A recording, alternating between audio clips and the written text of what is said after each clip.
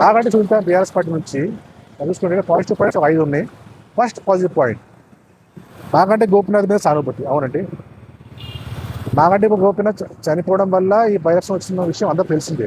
అయితే మాగంటి గోపీనాథ్ చనిపోయాడు పాపం అని చాలామంది ఓటేసే అవకాశం ఉంది.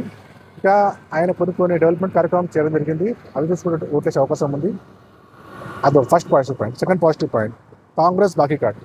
అయితే బీఆర్ఎస్ పార్టీ మెయిన్గా కాంగ్రెస్ ప్రతి ఇంటికి దాదాపు 20,000 రూపాయలు బాకీ ఉందని బాకీ కార్డు అందరూ ప్రచారం చేస్తున్నారు.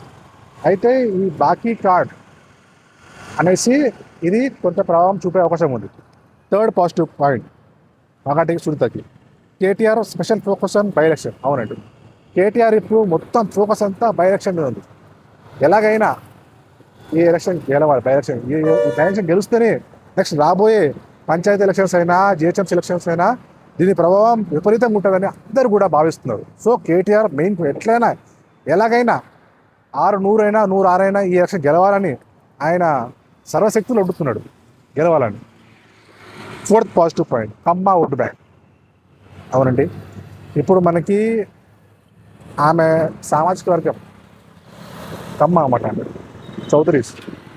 అయితే మనకి ఇప్పుడు జూబ్లీస్ కాన్స్టిట్యూన్సీలో గణనీయంగా మనకి కమ్మ ఓటు బ్యాంక్ ఉన్నారు. వాళ్ళు ఖచ్చితంగా వాళ్ళకే వాళ్ళు ఖచ్చితంగా వాళ్ళు సపోర్ట్ చేసుకుంటారని వాళ్ళు గంప గుర్తగా బీఆర్ఎస్ పడే అవకాశం ఉంది. కమ్మ ఓటు బ్యాంక్ సెటిలర్లు ఎక్కువ ఉన్నారు ఇక్కడ.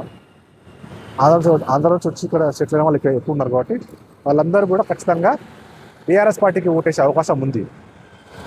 ఫిఫ్త్ పాజిటివ్ పాయింట్ ప్రజా వ్యతిరేకతనే ప్లస్. అవునండి, ప్రస్తుతం ఇప్పుడు చూసుకున్నట్టయితే కాంగ్రెస్ పార్టీకి ప్రజా వ్యతిరేకత కనబడుతుంది.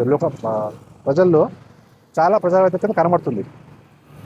అయితే ఆ ప్రజా వ్యతిరేకతని వీళ్ళు మొత్తం ఎన్కాష్ చేసుకొని ఓట్లన్నీ మలుచుకోగలుగుతారా చెప్పలేరు. ఇప్పుడు జనాలు కాంగ్రెస్ పార్టీ మీద కోపంతో బీఆర్ఎస్కి వేయచ్చు. కొంతమంది ఏమో ఇంకా మనకి 2-3 ఏళ్ళు ఉంది, 2-3 ఏళ్ళ వరకు ఎందుకు మనం వేరే పార్టీకి వేయాలి, కాంగ్రెస్కి వేస్తే అయిపోతుంది కదా, డెవలప్మెంట్ ఎక్కువ అని వాళ్ళు భావిస్తారు.